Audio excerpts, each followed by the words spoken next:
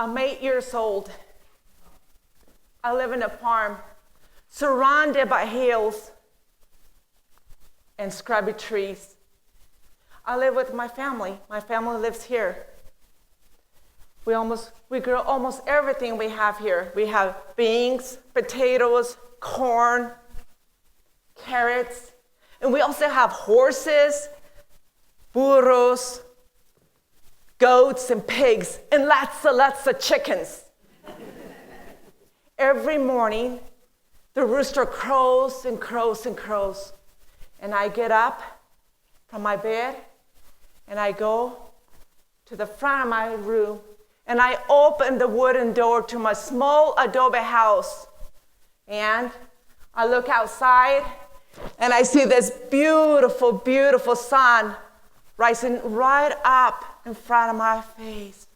And then I go outside, and I go towards the end of the patio where the outhouse is, and I take care of my business.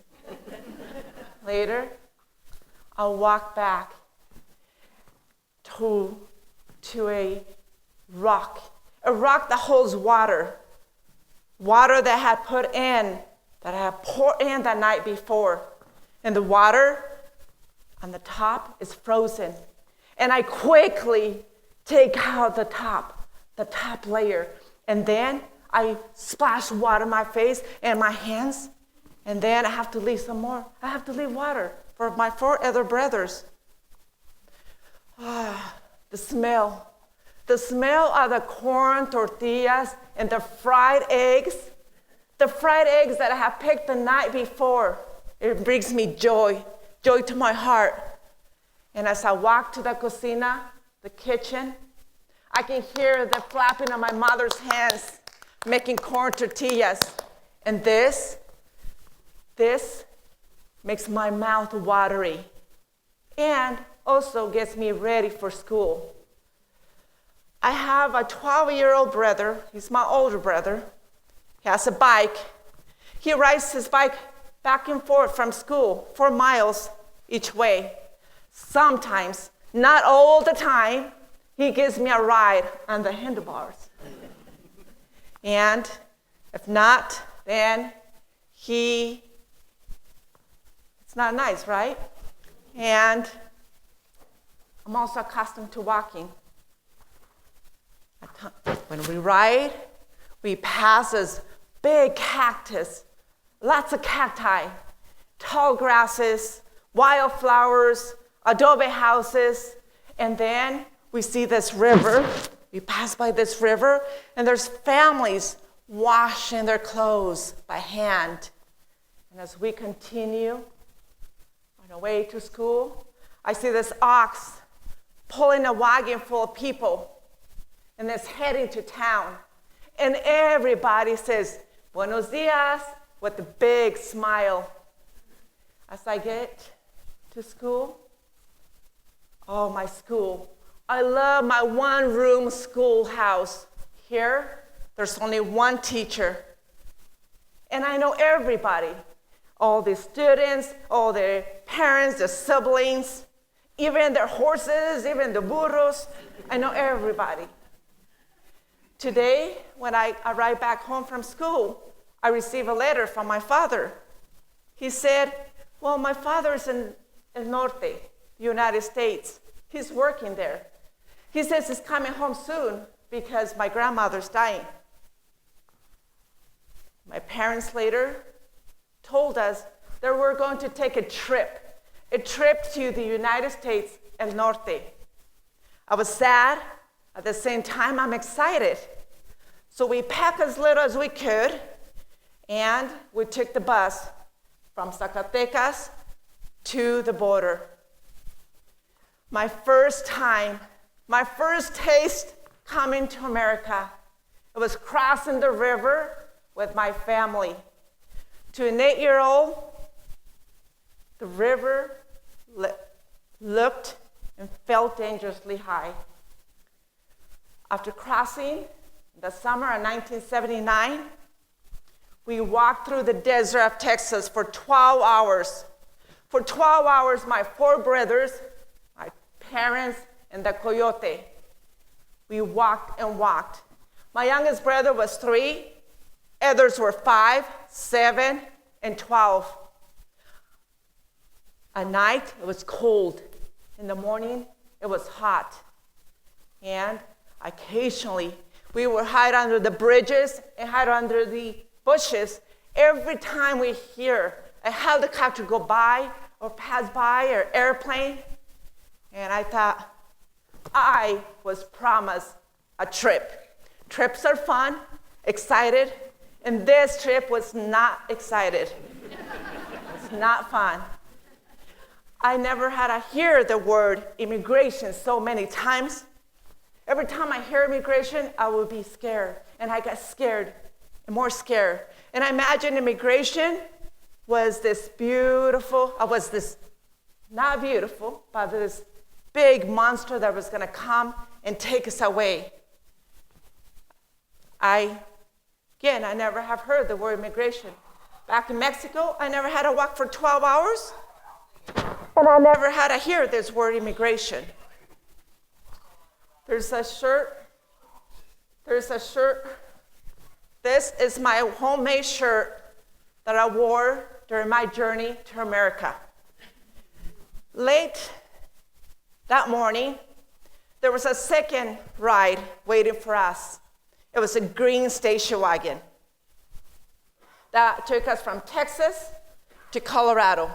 This green station wagon was stuffed, was crowded, and I had to sit in the back on the floor. Up to now, I do not like station wagons, and I do not like green station wagons. We arrived in Greeley. We lived for 2 months in Greeley. Later, we moved to a migrant labor camp in Kersey. Here, this camp, there was no running water. All the shower was outside. No indoor facilities. We had to heat the water and take the shower outside, kind of like in Mexico. Except here, we had to share the shower with every single migrant person there was. And I thought, this is supposed to be better than Mexico. It was the same, except it was colder and it was crowded. My 4 brothers and my parents. In the summer, our summers was working in the fields, from planting onions to hoeing the onions to chopping the onions. We did this every single year after year, for more than 12 years. We were fortunate that we did not follow the migrant life. Later, we moved to a dairy farm in Kersey. Here, there was a job for everybody, for the children and for my parents and my mom, my father. And we worked before and after school.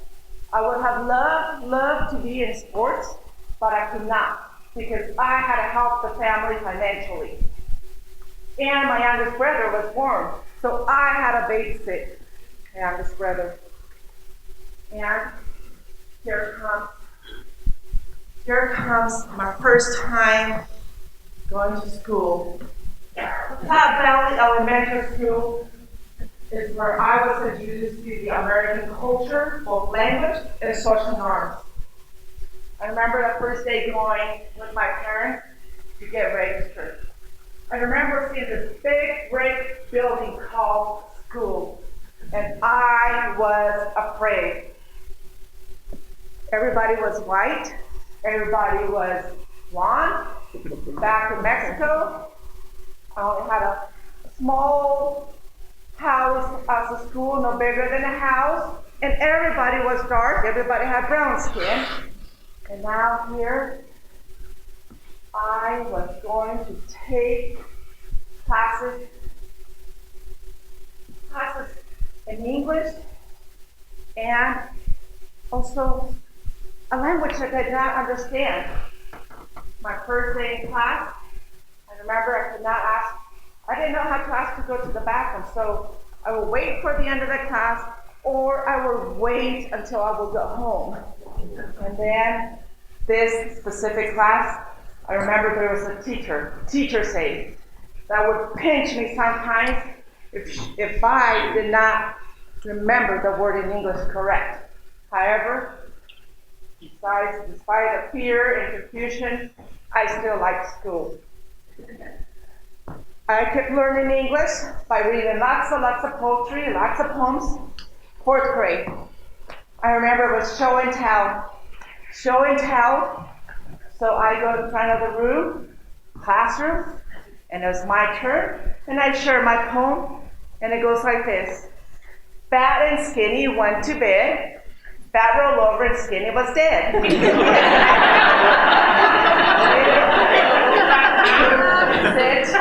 And the teacher comes up to me and she says, Rosalva, do you know what you said? And I said, no, but it rhymes. High school, I was already proficient in English. Yes, I have an accent. Yes, sometimes there's confusion. So I was a treasurer for FBLA, Future Business Leaders of America. It was my job to bring some donuts. So I needed to bring 15 donuts, and I end up with 50 donuts. In spite of this,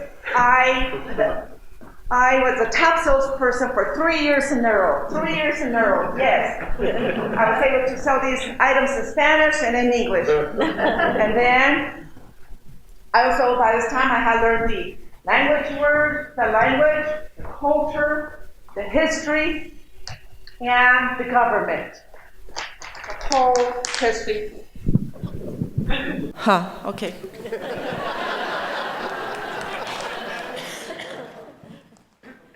Anyways, by this time, I had learned the American culture, the American history, and the government, American government and federal government.